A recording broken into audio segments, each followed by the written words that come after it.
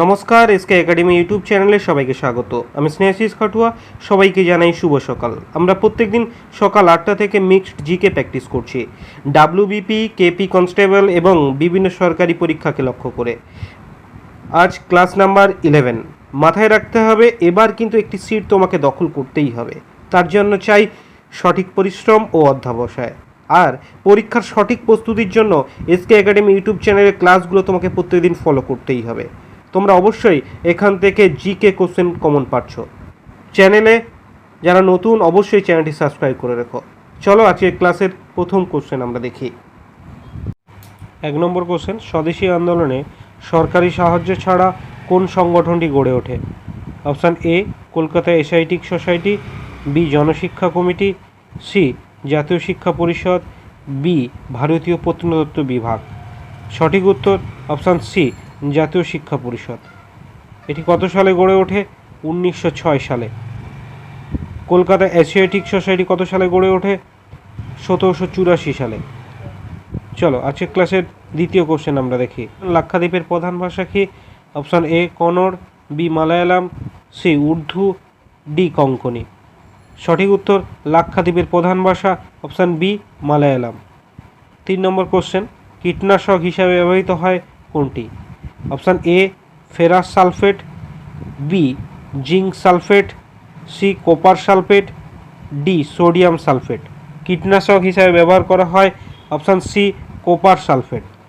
এর সাংকেতিক নাম CuSO4। 4 নম্বর কোশ্চেন, ক্রেটিনিজম রোগ হয় কোন হরমোনের অভাবে?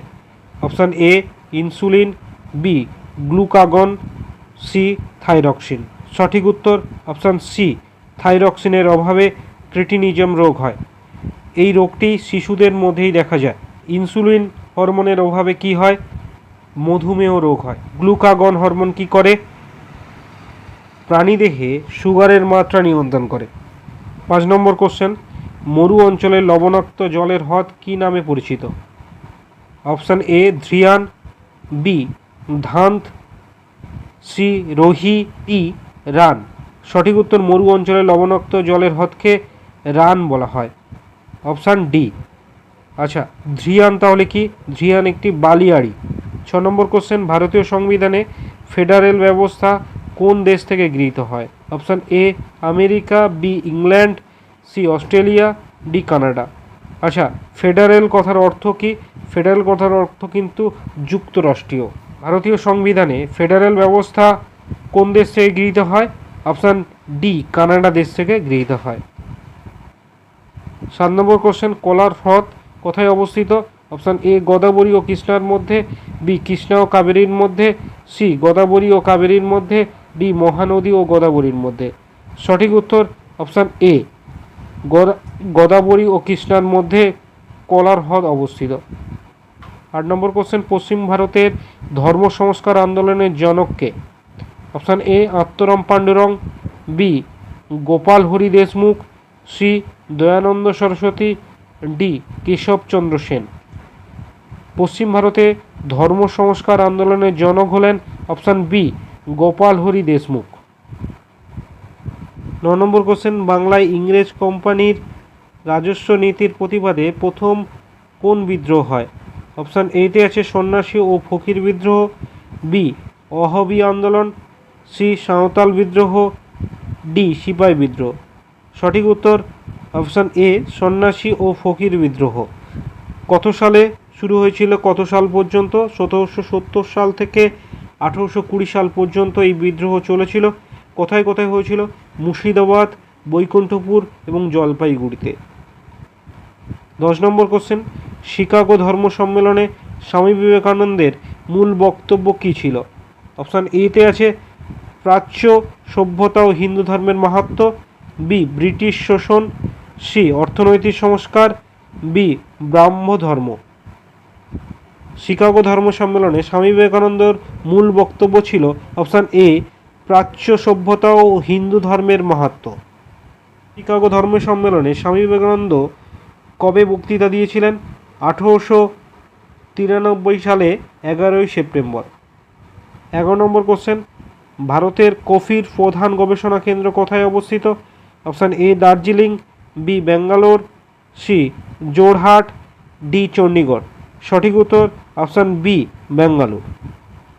12 নম্বর কোশ্চেন দেখো, তিব্বত মালভূমিতে ব্রহ্মপুত্র নদীর নাম কি?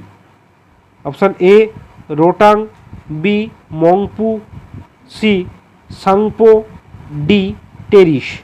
সঠিক উত্তর তিব্বত মালভূমিতে ব্রহ্মপুত্র নদীর নাম অপশান সি সাংপো।